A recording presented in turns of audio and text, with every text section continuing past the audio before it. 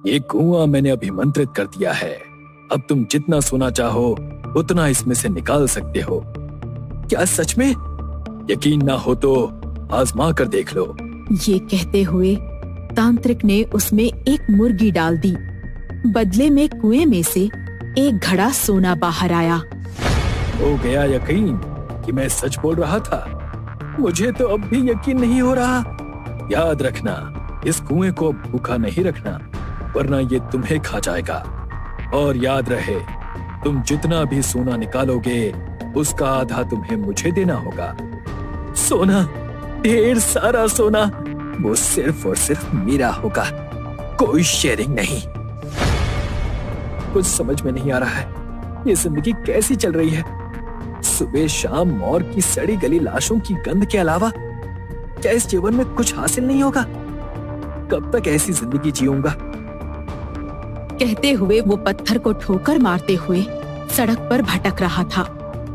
तभी एक तांत्रिक की निगाह उस पर पड़ी। वो उसका हाथ पकड़कर बोला, इन हाथों में अथाह संपत्ति का योग है, फिर क्यों अपना गुस्सा इन बेजुबान पत्थरों पर निकाल रहे हो? संपत्ति?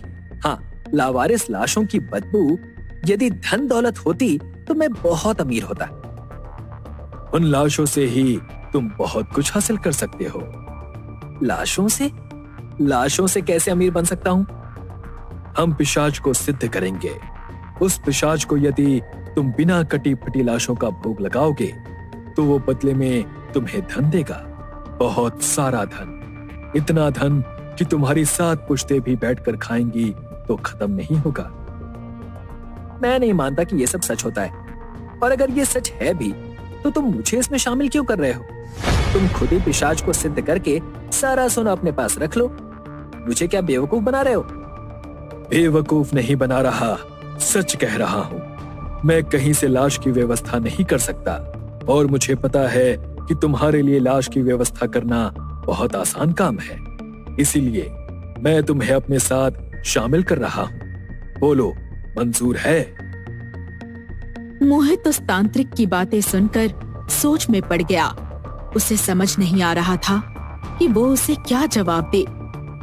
एक ओर उसे पैसों की जरूरत थी, दूसरी तरफ उसे लग रहा था कि कहीं तांत्रिक उसे बेवकूफ न बना दे। तांत्रिक उसे अपनी सिद्धियों के बारे में बता रहा था। उसकी सिद्धियों के बारे में सुनकर मोहित उसकी बात मान गया।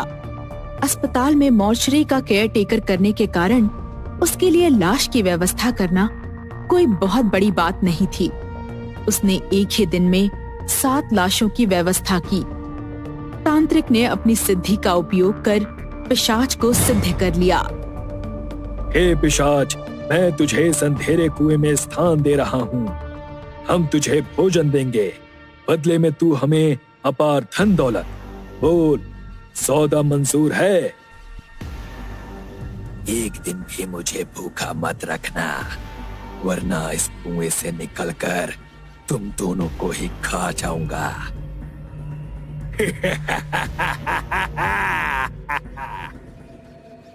ये कहता हुआ पिशाच जोर जोर से हंसने लगा। तांत्रिक ने उसे मंत्रों के द्वारा कुएं की परिसीमा में कैद कर दिया। हमारे पास अब ढेर सारा पैसा होगा, ढेर सारा सोना।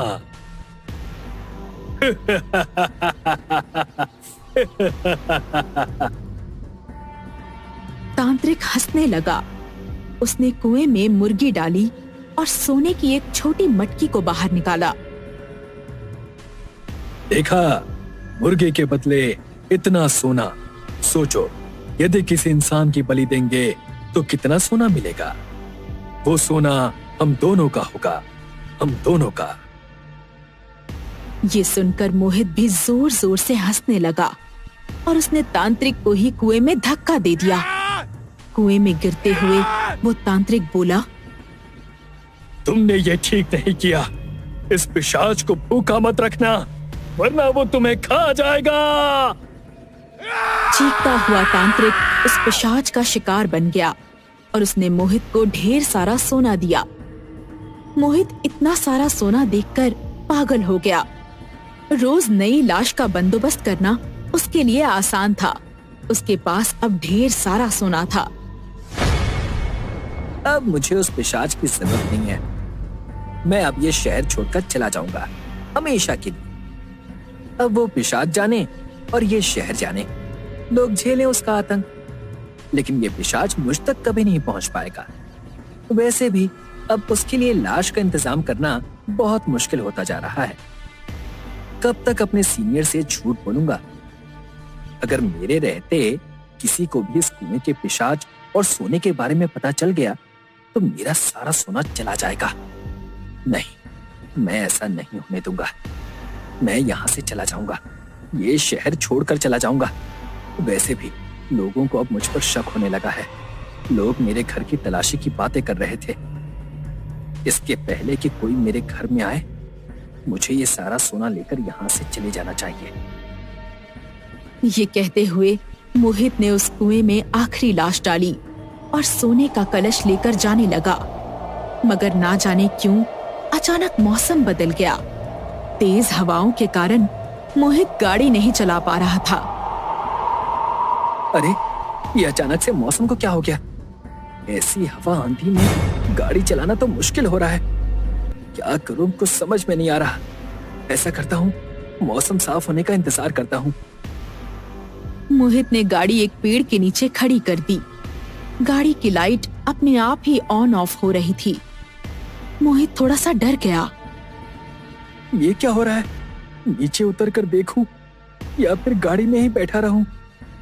बस कैसे भी ये तूफान रुक जाए और मैं यहाँ से चला जाऊं।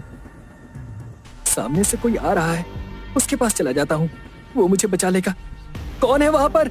रुक जाओ, मैं इस तूफान में फंस गया हूँ, मेरी मदद करो, रुक जाओ। मोहित की आवाज सुनकर वो शख्स आगे जाने की बजाय पीछे मुड़कर देखने लगा। मोहित भागते हुए उस व्यक्ति के पास पहुंचा। उस व्यक्ति ने बिना मुड़े ही अपनी गर्दन मोहित की ओर घुमा दी। तभी आसमान में बिजली चमकी।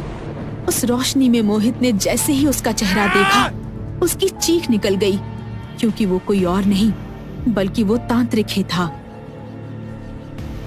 कहाँ जा रहे हो? वो पिशाच तुम्हें कहीं नहीं जाने देगा। तुम तो मर चुके थे ना? मेरा शरीर नष्ट हुआ है, आत्मा नहीं। मेरी आत्मा में आज भी इतनी शक्ति है कि देखो, मैंने तुम्हें यहां रोक लिया।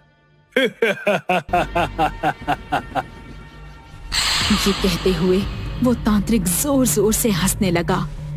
ये देख मोहित डर गया। उसे कुछ समझ में नहीं आ रहा था कि वो अब क्या करे।